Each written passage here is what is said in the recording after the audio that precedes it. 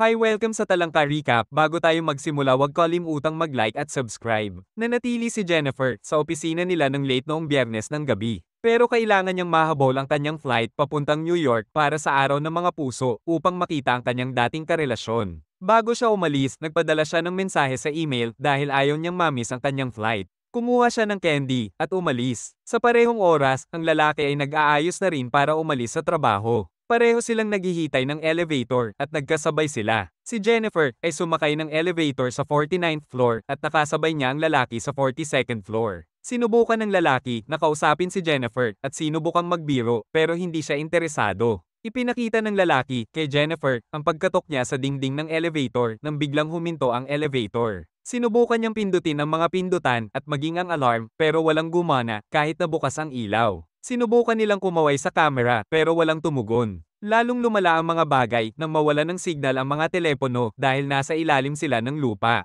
Nag-aalala si Jennifer na maiwan siya ng kanyang flight at inisip na nasaan na ang security ng gusali. Pagkaraan ng 15 minuto, sinubukan nilang sumigaw ng tulong at kalabugin ang pinto pero wala pa ring tugon. Naisip ng lalaki na dumaan sa kisame kaya naman itinaas niya si Jennifer, narinig niya ang paghampas ng kamay kaya ibinaba niya ito. Isang oras ang nakalipas na pagtanto ni Jennifer na naiwan na siya ng flight niya. Sinubukan ng lalaki na magbiro para pagaanin ang loob ni Jennifer. At nagsimulang magpakilala sa isa't isa, patuloy silang nag-usap habang naghihintay ng tulong. Inalok ng lalaki si Jennifer ng kanyang tubig at nagbirong yung alak na dala na lamang ang kanilang buksan. Napagtanto nilang dalawa na may pambukas sila ng bote sa kanilang bag pero hindi nila binuksan ang inumin. Tinanggap ni Jennifer ang tubig para makabawi sa kakulangan sa pagkain. Ibinahagi ni Jennifer ang dala niyang candy sa lalaki pero napagpasyahang itabi ito kung sakaling maipit sila hanggang Martes. Makalipas ang 4 na oras, kailangan ni Jennifer na magbanyo pero nahiya siyang gawin ito sa harap ng lalaki. Iminungkahi niya na pumunta sa sulok at gamitin ang kanyang thermos. Pinaikit niya ang kanyang mata at tinakpan ng kanyang tenga habang pinapaginhawa ang kanyang sarili at nagsimulang kumanta ang lalaki para bigyan siya ng privacy. Nagumpisa silang maglaro at nagsimulang pag-usapan ang tungkol sa personal na bagay. Inamin ng lalaki na siya rin ang nahuhuli sa kanyang trabaho at walang naghahanap sa kanya. Inamin din ni Jennifer na gusto niyang sorpresahin ang isang tao sa New York pero hindi din siya sigurado kung gusto niya siya doon. Nagpasya ang lalaki na buksan ang dalang alak at inumin ito. Habang lumilipas ang oras ay nagkalapit sila sa isa't isa at mas naging komportable sa bawat isa. Nagtapat ang lalaki na nakita niya si Jennifer noon sa office building pero hindi niya ito sinabi kaagad para maiwasang isipin ni Jennifer na sinusundan niya ito. Natawa si Jennifer nang matapos silang mag-drawing at ibinahagi sa isa't isa. Humingi ng paumanhin at kinuha na ng larawan ng drawing at nagbirong gagawin niya itong profile pag nakalabas sila ng buhay. Nag-umpisa silang pag-usapan ng pagkain pero parehas silang gutom, hiniling ni Jennifer na palitan ng usapan at piniling pag-usapan ng may init na topic.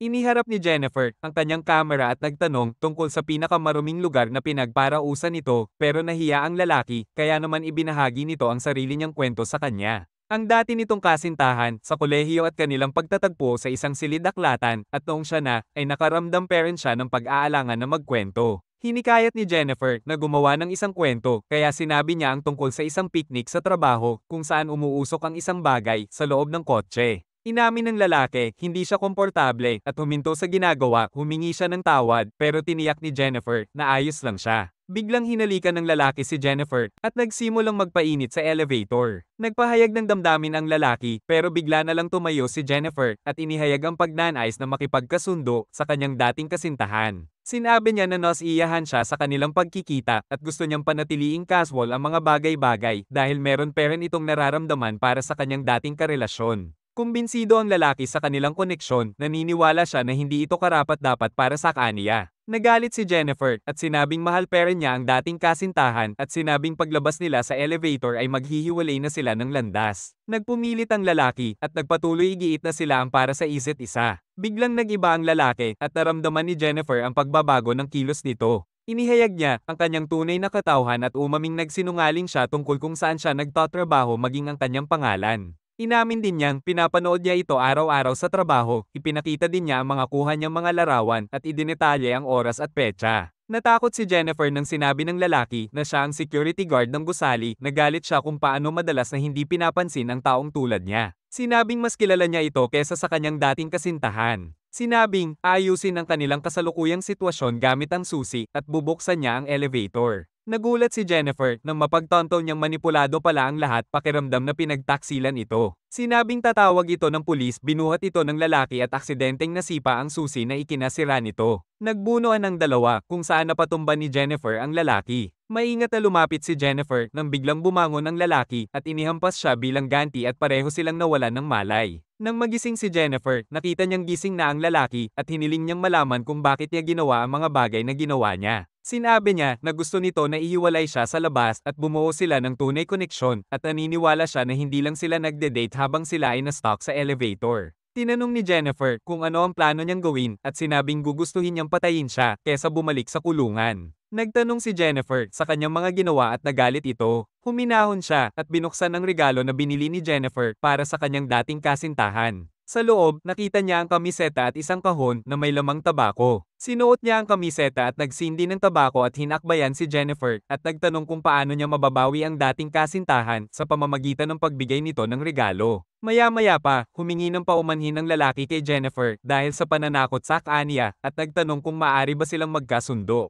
Ginamit ng lalaki ang thermos ni Jennifer para sirain ang pinto. Naisip niyang makakatakas siya sa kisame. Binuksan niya ang panel gamit ang thermos, nakatayo si Jennifer sa tabi niya at hiniling na itulak siya ni Jennifer para maabot ito. Iminungkahi ni Jennifer na madali kung siya ang itutulak nito pataas dahil wala na itong lakas pa para buhatin siya nito pataas. Nag-alangan siya na baka hindi na siya bumalik para sa kanya at natakot na baka tumawag ito ng pulis. Tiniyak ni Jennifer na lahat ng kanyang sinasabi ay totoo para makumbinsi siyang tulungan nito. Sumampa siya sa balikat nito at nagawang makalabas ng elevator. Itinuro ng lalaki ang hagdan at nakahinga ng maluwag sa paniniwalang makakaalis na sila. Nagsimulang umakyat si Jennifer sa hagdan at iniwan ng lalaki na ikinagalit nito. Ganun pa man, nakahanap siya ng paraan para makaalis sa elevator, determinadong hindi ito makalayo. Nagawa ni Jennifer na makarating sa pinto at sinabi na mamamatay na ito. Nang makarating siya sa pinto, ay naabutan siya nito. Binuksan niya ang pinto at sumigaw siya para humingi ng tulong.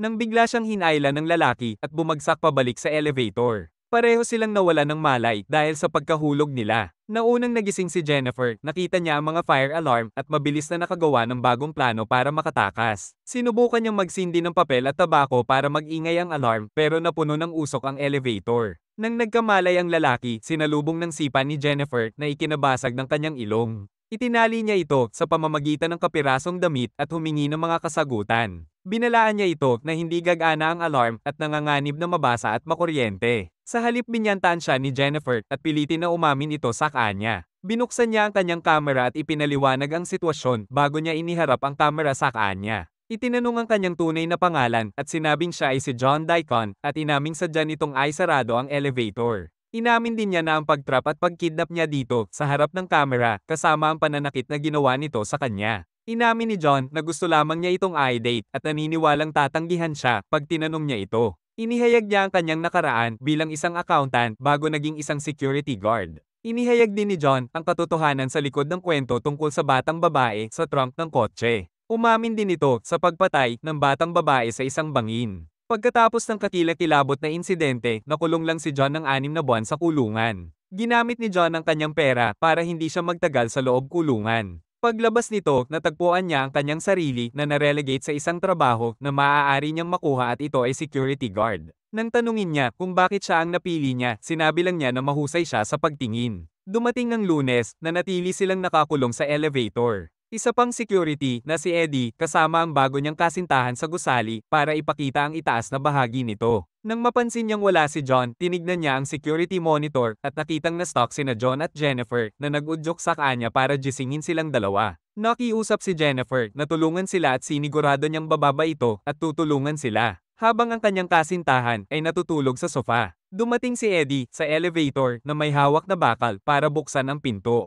Sabik na makalabas si Jennifer at lumipat malapit sa pinto pero nagpumilit si Eddie na buksang buo ang pinto. Biglang marahas na sinubukang patayin ni John si Jennifer na ikinawalan nito ng malay. Nilapitan niya si Eddie at nagkunwaring mag-ilok ng tulong. Ibinigay niya kay John ang kanyang susi at sinabing hindi ito gumagana. Iminungkahi ni Eddie na umakyat para tulungan sila. Umakyat si Eddie sa elevator at biglang pinaganya ni John ang elevator at nahati si Eddie sa dalawa. Pinatulog muli ni John si Jennifer at inilagay sa likod ng kanyang kotse. Bumalik si John sa gusali para itapon ang katawan ni Eddie at naglinis ng kanyang sarili bago isuot ang kanyang uniforme at naglagay ng tabako sa kanyang bulsa. Nagtungo siya sa front desk para burahin ang lahat ng ebidensya mula sa mga kuha ng security camera. Nagising ang kasintahan ni Eddie at nasaksihan ng ginagawa ni John na naging dahilan ng kanyang pagkapatay. Nilinis ni John lahat ng bakas ng kanyang ginawa bago umalis ng gusali. Dinala niya si Jennifer sa isang liblib na lugar upang itapon ito. Nagbuhos siya ng gasolina sa isang malaking basurahan. Sinabi ni John na gusto pera niya ito pero hindi na ito pwede pa. Nagkunwaring patay si Jennifer nang pumunta si John sa basurahan, hinampes niya ito sa ulo. Sumakay siya sa kotse at nagsimulang magmaneho nang biglang may nakita siyang nakasinding tabako sa loob ng kotse. Huminto si Jennifer at simulang i-atras ang kotse, tumalon si John. Lumabas si Jennifer sa kotse at natagpuan si John sa loob ng basurahan. Muling sinindihan ni Jennifer ang tabako at naglakad palayo at itinapon ng sinindihang tabako sa basurahan kung saan sinunog nito si John ng buhay.